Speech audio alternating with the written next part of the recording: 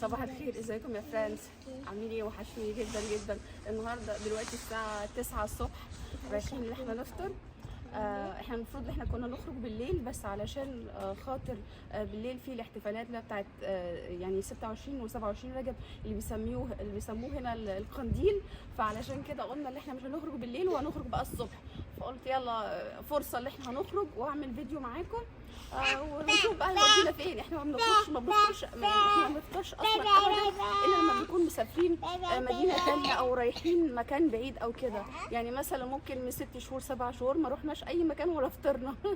فربنا يسهل ونشوف هنفطر فين النهارده. يلا معانا فرنسا ماما، يلا أجان، يلا انس، يلا ماما اركبوا يا ماما، يلا انوسه اركبوا يا ماما. المطره بتمطر يا ماما، يلا يلا المطره بتمطر. ها اتش، ها يلا ميدان كاب اتش ميور. بصوا يا جماعه المطره بتمطر بس على بسيط يعني. البياض اللي حط ده مره واحده يا جماعه. ده السيسي بتاع فولومار. بصراحه السيسي بتاع فولومار ده بيفرق جامد جدا في الوش، وبيحس ان الواحد كده ابيض وبينضفه قوي. بصوا عامل ازاي سيسي فلومار على سيسي بتاع جولدن ايه مش عارفه كده. ابقى اقول لكم اللي هو الماركه التركيه دي اللي هي اسمها جولدن حاجه. فانا حاطه 2 سي سي، حاطه 2 سي سي علشان يبان اللي هو خفيف احسن من الفاونديشن على الصبح. ديت يا جماعه ديت اللي بيولدوا منها الكهرباء. فرصه اول مره نشوفها عامله زي ما تكون طياره. وراكبينها كلاش تورن اللي هي اللي بصوا اللي هي بيولدوا فيها الكهرباء في تركيا. في من الطاقه اللي هي بتاعه الرياح. هنقرب منها عشان خاطر اول مره يمكن تشوفوها على الواقع وتشوفوا قد ايه هي طويله قوي. يلا بصوا عامله ازاي، عامله زي ما تكون طياره في حجم طياره يا جماعه. بصوا دي واحده بس، يا لهوي بصوا يا خبر ابيض. دي الحاجات اللي بتلف دي اهي.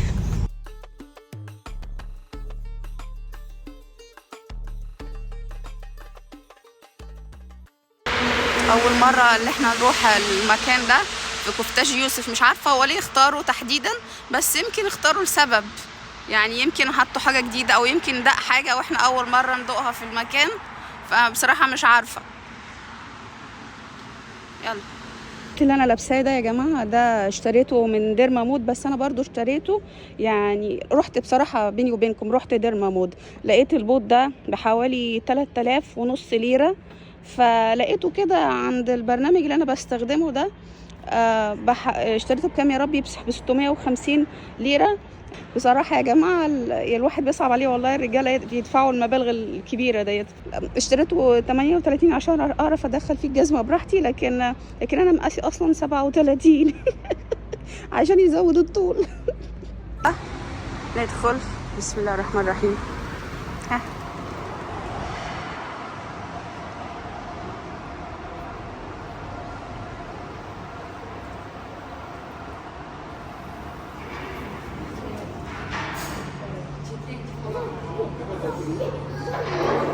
الأنوس. يلا يا جماعة ده يومنا الحقيقي. زي ما هو كده يا جماعة، قلت اللي أنا أشارككم فيه من أوله لحد ما نخلص الخروجة. يلا يا ماما. الرجالة ما بتستحملش العيال يا جماعة، الرجالة ما بتستحملش. يلا يا ماما اقعد. هو ده الجاكيت اللي انا وديته عند الترزي علشان يظبطه ويخليه يعني ايه شبه بتاع الستات. فايه رايكم بقى فيه النهارده؟ ايه رايكم فيه شكله؟ بصوا هو في المانيا ممكن الرجاله ممكن تلبس اللون ده، لكن في تركيا الرجاله ما بتلبسش اللون ده. فعشان كده يعني ايه عجبني واشتريته كده. فيور موسون وجنجن بيني سيفيور موسون. بتحب ماما يا روحي؟ بتحب ماما يا أنوس؟ بني سيفيور موسون سيفيور مسنة ben de ya mama Allah korusun. Çok üzüldüm. Çok az. Teşekkürler يا روحي ben de. يا جماعة ده الشكشوكة التركي وعليها بسطرمة. بيسموها هنا المنمن. بصوا اهي.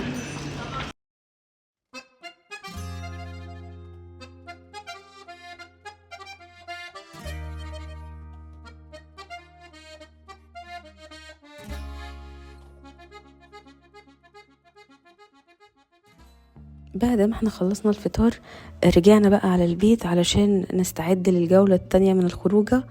نروح بقى لمنطقة التلج، نروح لقرية لأن في قرى في أفيون نزل فيها التلج، فطبعا خدنا شوية حاجات كده، شوية حاجات نقزقز فيها وهدوم خدتها برضو للعيال، بناطيل وتيشيرتات وشراب، لأن احنا قبل كده لما روحنا ما كناش مستعدين، فكنت متضايقة جدا والعيال اتبهدلت، فقلت لا المرة ديت بقى اعمل حسابنا، وغيرت الجاكيت طبعا لحاجة تقيلة، ولبست البوت، بوت اللي هو بتاع التلج، والعيال برضو لبستهم تقيل شوية من تحت. فروحنا بقى المكان الجميل الروعة دوت. نهاية كارغوردوك، كارغوردوك نهاية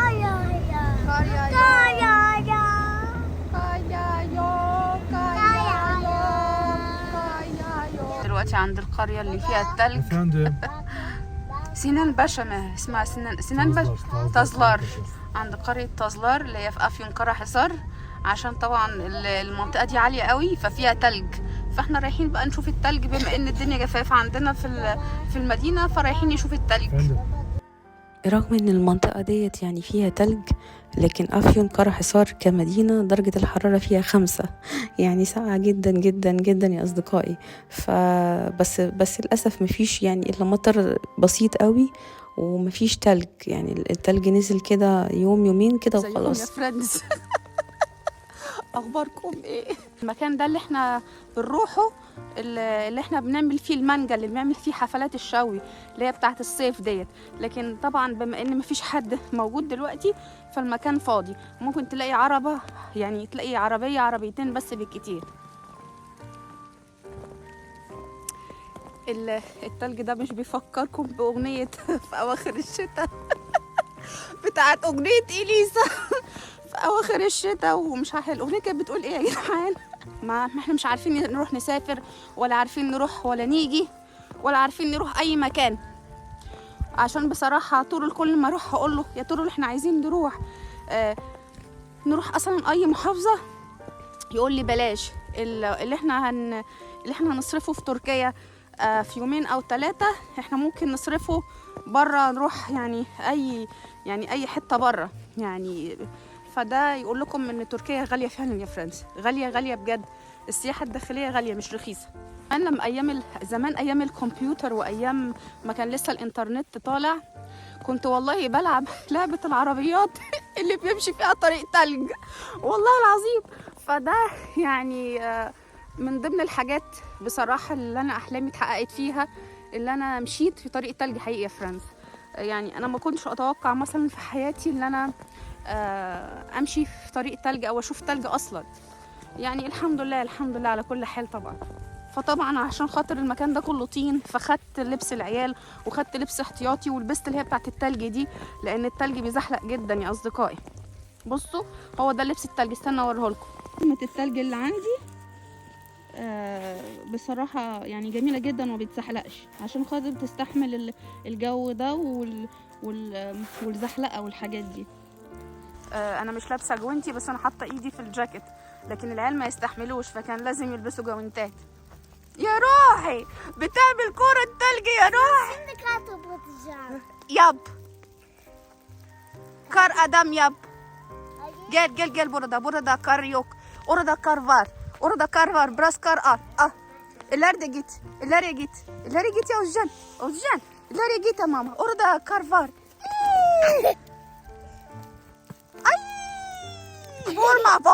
Vurma.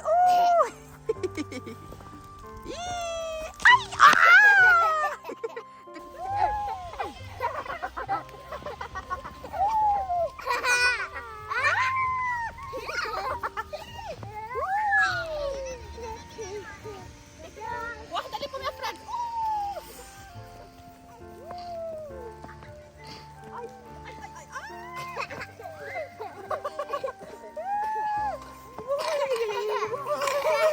تلج ده فين مردم؟ انزل اللي بوز. التانيين جايه عشان نفس السبب، جايين برضو يحدفوا على بعضهم مش احنا الهبل الوحيدين في المنطقه جال يا ابني جال. التلج ويعيشوا الجو السياحة الداخلية دي. رحنا نعمل ايه. السنة اللي فاتت جيت المكان ده وعملت والله فيديو، بس انا كنت متضايقه قوي وما كملتوش لان احنا ما كناش مستعدين وفاجئني فالعيال بردوا والدنيا طينت في طين. وانا بصراحه ما بحبش الا انا اروح مكان الا وانا مستعده فعلا، يعني واخده هدوم تاني العيال، واخده بامبرز، واخده شرابات، فعشان كده المره دي انا مستريحه اكتر من المره اللي فاتت.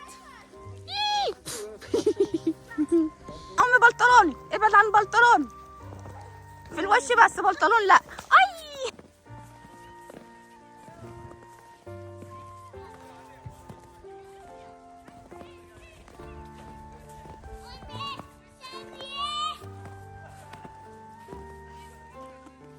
معرفناش نرجع، العربية غرزت في الطين فكان لازم واحد يساعده، فمش عارفين اللي احنا هنعدي. بصوا العربية عاملة ازاي، مش عارفين لسه، مش عارفين. اي ها يلا يلا عشان نحاول نطلع. يلا يا طول، بصوا العربية عاملة ازاي، مش راضية، غرسة في الطين، غرسة طين. احنا هنعديها، مفيش، بالعربية بتتزحلق، مفيش فايدة. الشباب بيحاولوا يساعدونا، مفيش فايدة لسه. طبعا خرجت عشان الحمل يخف شوية عشان يعرفوا اللي هم يجروا.